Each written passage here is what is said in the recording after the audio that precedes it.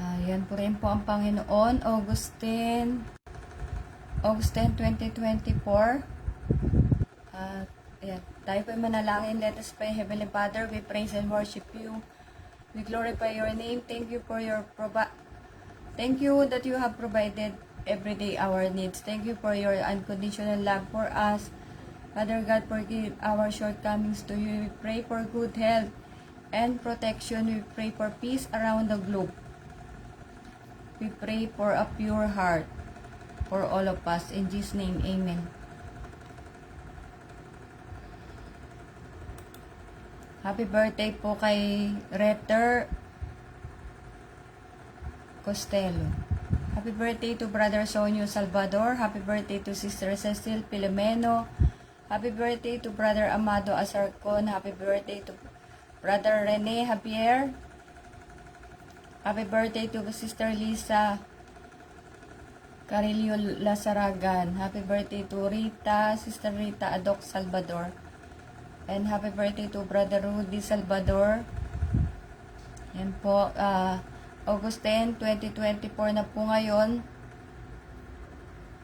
Happy birthday po sa lahat na nagdiriwang po ng kanilang kaarawan. Yan, God bless you and your family po. And may God always protect you, provide you with everything you need, and give you the wisdom every day. Yan, so God bless po sa inyong lahat. Saglit lang. Hindi ako makaano dito sa aking. Ayan. So, balik natin yan. Saglit lang po tayo ngayon kasi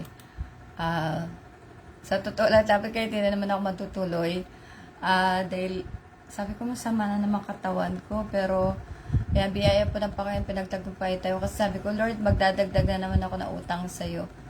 So, again, thank you po. Thank you for all the people who sharing my reels, my videos. So always supporting me, especially in my FB Live. Salamat po. Yan. Ulan-ulan, tas mag-stop lang. Parang mas lalo mainit. And, again po, malapit na. August 18, 8 days to go. Again, may invitation to the first year anniversary of Sharjah local in Sharjah in Dubai. Yan po sa mga kaibigan natin dyan. I am inviting you to attend for the first year anniversary in Rola Mubarak Center. Siguro 8 a.m. siguro yun.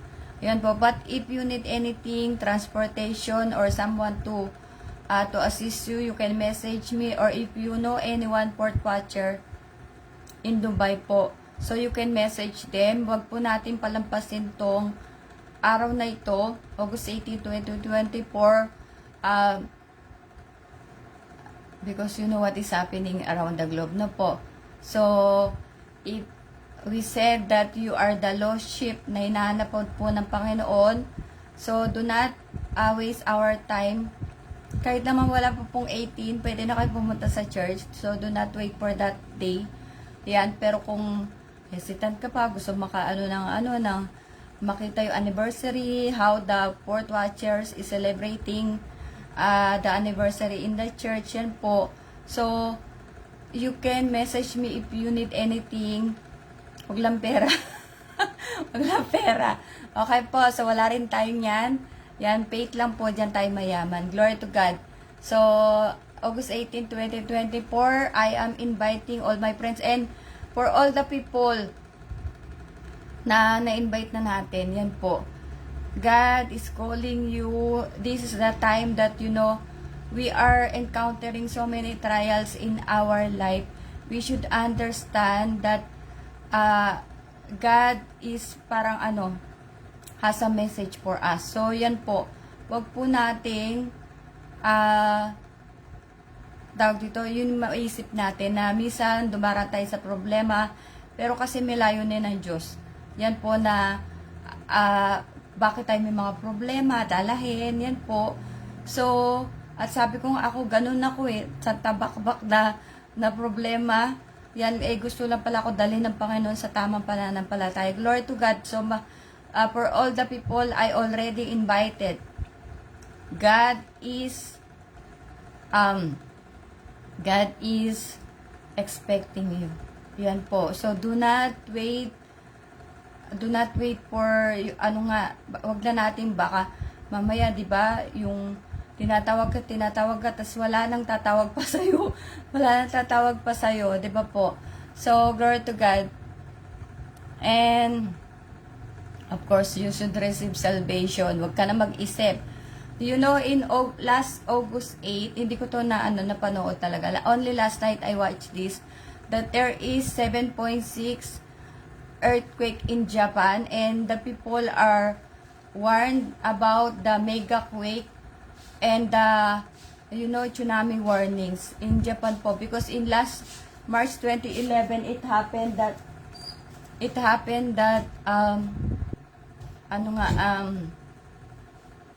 yung pinakamalaking I think the magnitude 9 in Japan, that was the last big earthquake na nangyari yan po. And yung August 8, 2024, again 7.6, and the people of Japan, they give the warning for the mega earthquake last Thursday night. The president ba ng Japan to or what? Yan po. But the Japan authority po. Yan, Japanese authority. Okay, so glory to God. Ito lang. So, few verses only I want to share with you. In Berean Standard Bible, Hebrews 10:25. Let us not neglect meeting together as some have made a habit, but let us encourage one another, and all the more as you see the day approaching. Hebreo 10:25, na huwag natin pabayaan ang ating pagkakatipo na gaya ng ugali ng iba, kundi mga aralan sa isa't isa, lalo na kung inyong namamalas na nalalapit na ang araw. Glory to God. And Exodus 20:8-10. Ito naman po ay God's Word Translation. Remember the day of rest by observing it as a holy day. You have 6 days to do all your work. The 7th day is the day of rest, a holy day dedicated to the Lord your God. You, your sons, your daughters, your male and female slaves, your cattle, and the foreigners living in your city must never do any work on that day. In Tagalog, Exodo 20:8-10, alalahanin niyo ang araw ng pamamahinga at gawin niyo itong natatanging araw para sa akin. Magtrabaho kayo sa loob ng 6 na araw, pero ang ika-7 araw, ang araw ng pamamahinga, ay italaga niyo para sa akin. Ang Panginoon na inyong Diyos, huwag kayong magtatrabaho sa araw na iyon, pati ang inyong mga anak, mga alipin, mga hayop, o ang mga dayuhan na naninirahan kasama nyo. Glory to God. So, nowadays, people treat Sundays as family day, relaxation day. Yeah, it's true, Sunday is family day, get-together day. But, first and foremost, Matthew 6:33, we should, yung commandment of God, diba?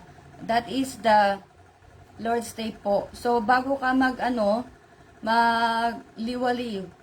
Yeah, normally in the church, I think it started, o sabi mo na half day, diba? Hindi naman masama yun. Na, basta unahin mo ng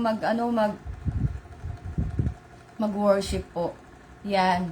Para mas magaan ang feeling, diba? Whenever you go to the church, you first do the worship because this is Lord's Day, Sunday.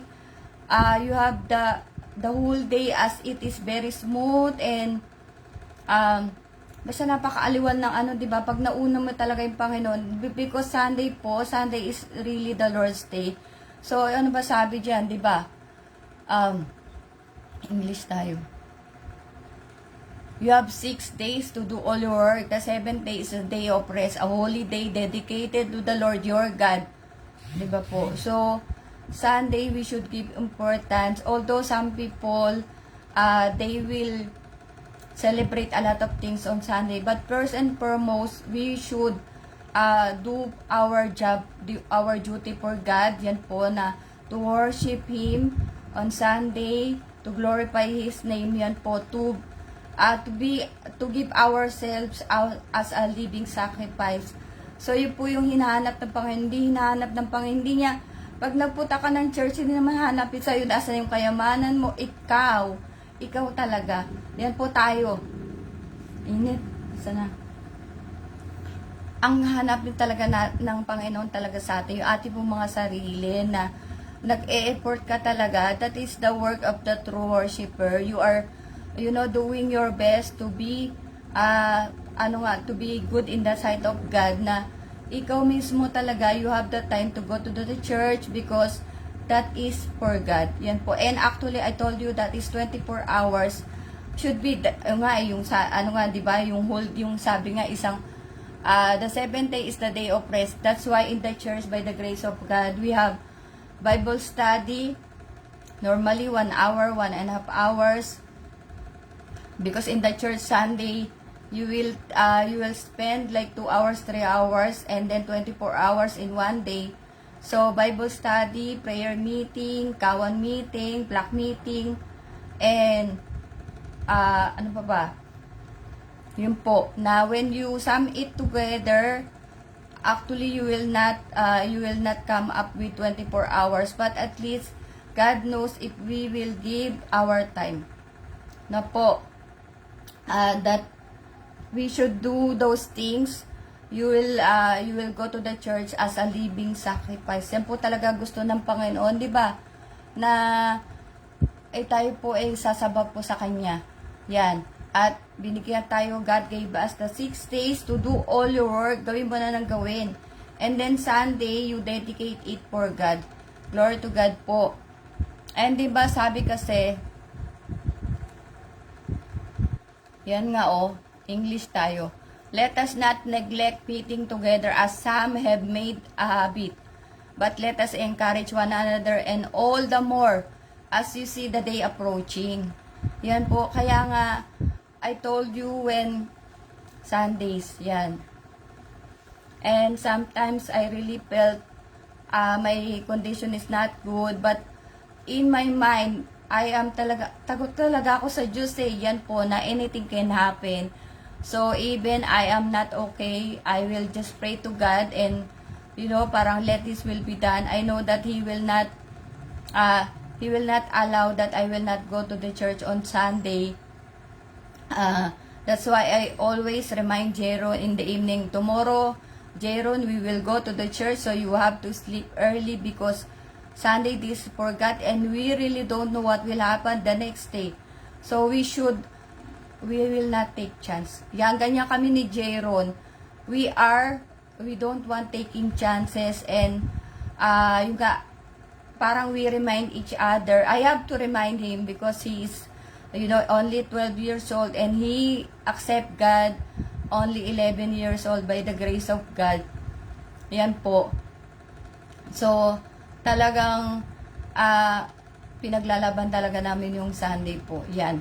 At saka yung takot mo kasi na anything can happen. Baka mamaya, the time that you think parang binawala mo, di ba?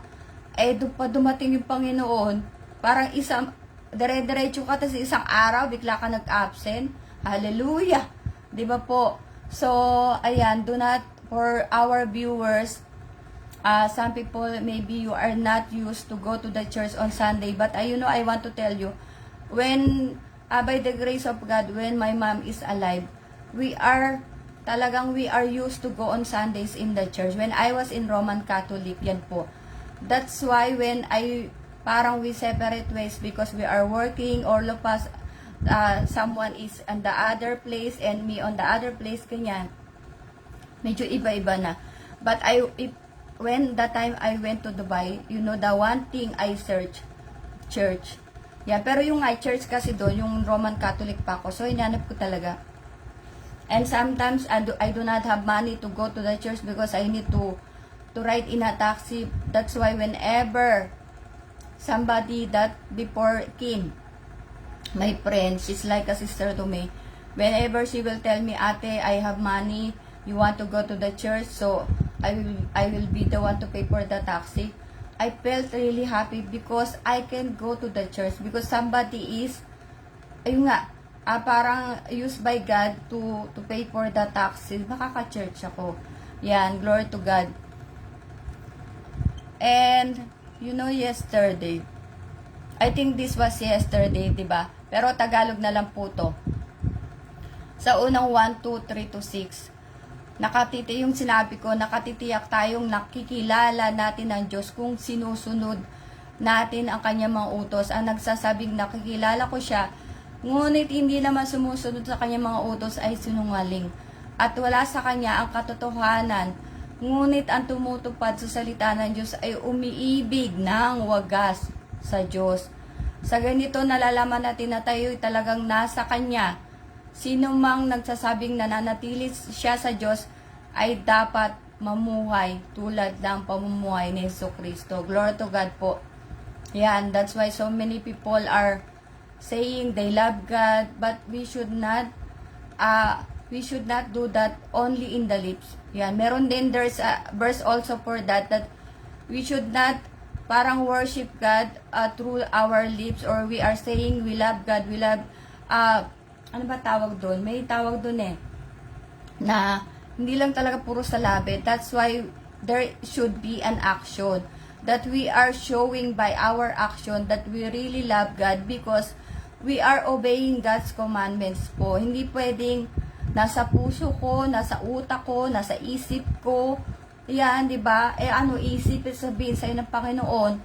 O sige, pag ikaw na impyerno, isipin mo na lang, nasa langit ka. Diba? Paano pag ganon?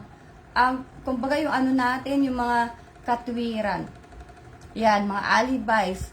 Kung sabihin sa'yo ng Panginoon yun na, sige, total, nasa isip mo lang ako, di isipin mo rin, nasa langit ka. Wherein, nasa impyerno ka. Diba? So, mahirap po. Mahirap, hindi natin dapat yung mga pagkatwiran, yan na mali. Yan po, because ang mananaig talaga, ang salita ng Diyos. Remember, I told you about this, yung the rich man and Lazarus, that I want to imply that there is really hell. God used those parable, yung talinghaga po, ginamit ng Panginoon para ipakita sa mga tao na merong impyerno. At may napupunta talaga sa impyerno. At may, di ba may ano nga, sabi ni Amang Abraham na merong yung parang divider, separation, or yung nga may may parang basta may yung hindi ka makakatawid sa langit kasi may kumbaga hindi basta may ba tawag doon, parang separation or may harang, parang ganyan. Yan po, pinapakita sa atin ng Panginoon through that parable. God is showing us that there is really hell, so we should not make as a joke the word of God. All of those, I told you, everything in the Bible should be taken seriously and should be abide by the people. Yan po, na, di ba what happened in Noah's Ark, Sodom and Gomorrah, when God says He will do it. Wala siyang, and when God promise, He will do it. That's why, if you will be faithful to God, whatever He promised, yan, so many things, promises, more than 3,000 promises in the Bible. Hold on to it, and God will make it, will do that for you. Diba, in, parang ano yata yun nakaano ko na yung merong, anyways, nakalimutan ko yung favorite, isa sa mga favorite verses ko rin po, kaya lang, nawala sa isip ko, yan, na, ano yun call unto me and I will answer you and I will show you great things and mighty things that you don't know. Pero hindi ko maisip yung verses niya. Yan, that is also one of my favorite verse po. Talagang, yan, tumawag ka sa Panginoon, ako yung sasagot, magpapakita sa iyo ng mga malalaking bagay, mga mahirap na bagay na hindi mo nangangalaman. Yan po yung mga, those are the wonders of God, the miracle of God. That's, we cannot, our mind, we cannot fathom. Talagang, hindi maisip, nangyayari ba yun? Yan, di ba? Ang Diyos kasi, wala impossible, nothing is impossible to God po. Luke 1:37. Yan, kaya, ay minsan talaga hindi natin dapat pagtakan. If you are really faithful doing the obeying the commandments of God, do not be wondered or do not be surprised if something happening to you na God made it happen, because God is powerful. 'Di ba po? Yan. Wala siyang hindi kayang gawin. So, wag tayong magtaka. Kasi nga ako really, I parang naano ko yung talagang na-overwhelm. Yeah, na-overwhelm ako because I'm not thinking to myself that I am talagang really, sabi mo ng faithful, but I'm doing the tithing, I'm going to church, even I am paralyzed, I'm doing everything for God. Yan nga, God called us to preach the gospel and I'm doing it. God told me every day and I did it. Yan po, and by the grace of God, yung nga, binigyan tayo ng, God gave me the days off, Saturday, Sunday, and I didn't ask, but God gave it. That's why, if God will see your heart or will see your work, that your heart is really pure, God will do everything. Yung ano po talaga, na you will not ask for it, but God will give it to you. Yun po yung mga kababalagan ng Panginoon po. Yan. Kaya, what we should do, we should just be faithful to God. We should do our best. And I remember, there is this one reel I shared. The one speaking to that reel is our Bishop Osikel Yao. He said that kahit na nagpabali-balento ka, yan, kahit na magpatumbo-tumbo ka pa dyan, lapit ka lang sa Diyos. Nakikita ng Panginoon kung ikaw ay, kung baga talagang ano ka na, yung hirap ka na. Yan, because that's what happened to me. Yan po na, but I didn't complain to God. I just did what I need to do. But yung nga tamo yung sorpresa na pang daming sorpresa na ayun nga, kaya mas maganda talaga yung obey before you complain. Yan po. Sundin muna natin ang mga ng Panginoon, kanyang mga utos. Yan po. Pero mas maganda, wag ka na mag-complain. Yan. Makikita mo na lang gawa ng Diyos sa buhay mo. Talaga, dahil for me, really, halos di ko na maisip. Yan, parang, Lord, ang dami mo nang binibigay. Yan. Na halos, overwhelmed ka na nga talaga. Yan po, glory to God. And yung nga nakatitigay tayong kilala natin ng Diyos kung sinusunod natin ang kanyang mga utos. Yan, pero pag hindi mo sinusunod, hindi mo kilala ang Diyos. Yan po, kasi hindi mo alam, sabi ko nga, that's why I told you, every minute or there is a time that parang, I told you, I'm also reviewing my life. If I said something wrong, something that hurt people, yan na, ako natatakot kasi baka pitikin ka ng Panginoon. God will pinch you if you did it by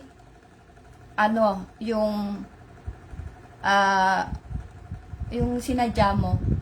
Yan, sinadya mo talagang gawin, sabihin, yan po, alam kasi ng Diyos. Ang lahat, ang isip natin, puso natin, gawa natin, yan po, kaya mahirap mahirap dayain ng Diyos. Yan po, hindi mo talaga madadaya. Yan, sasabihin mo matalino ka, graduate ka na kung ano-ano, mayaman ka. Ayun, doon tayo mga nagkakamali na yung mga palagay natin na, Lord, ano naman ako, ginagawa ko, basta utos na Diyos. Tithing, yan, going to church, offering, and sundin mo ang utos ni Pastor. Yeah, sundin mo ang utos ni Pastor. And I want to, eto nga, bago tayo before we end up, was para tapos na po. Yan. Although I'm not yet done, wala pang 1 week, because Pastor told me to, I told you it's a little bit pricey pa din yung gatas. That milk actually for bones. Yan. I really don't know if what is the effect in me, but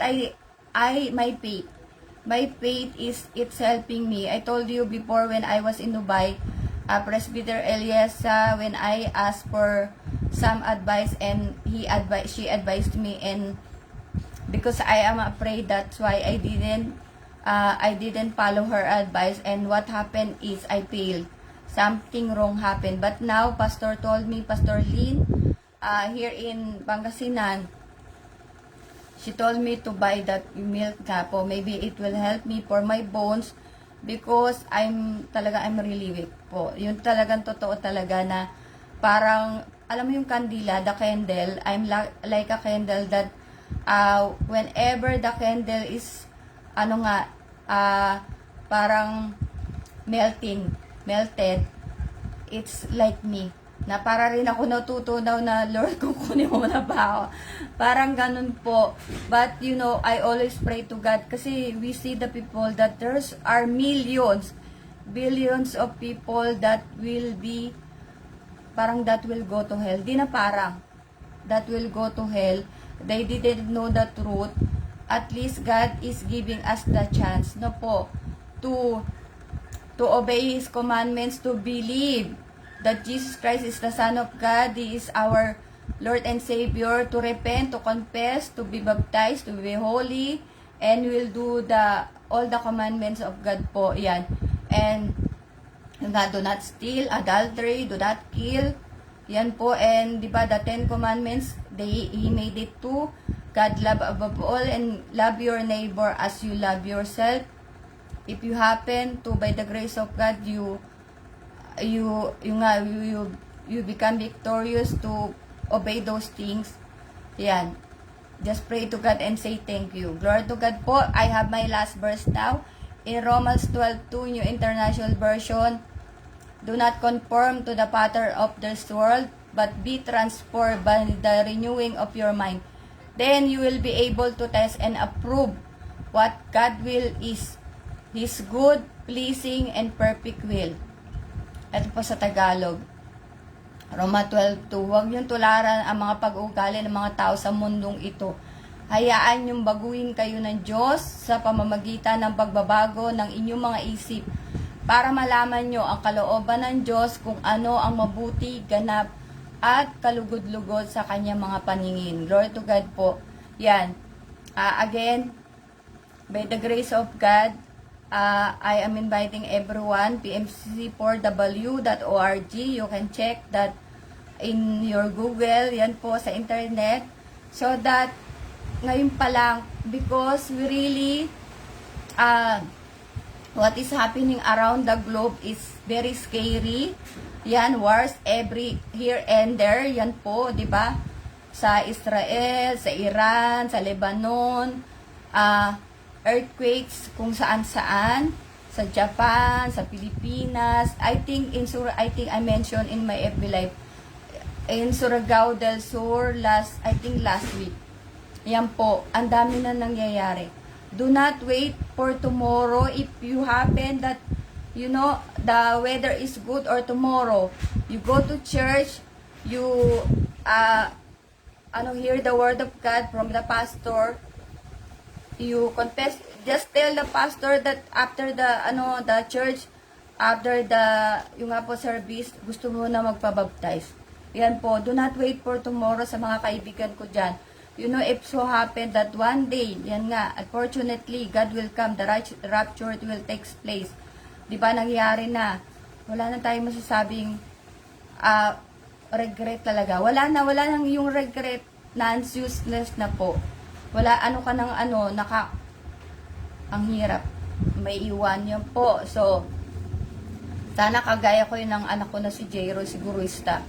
11 years old, pero ayaw niya maiwan sa rapture.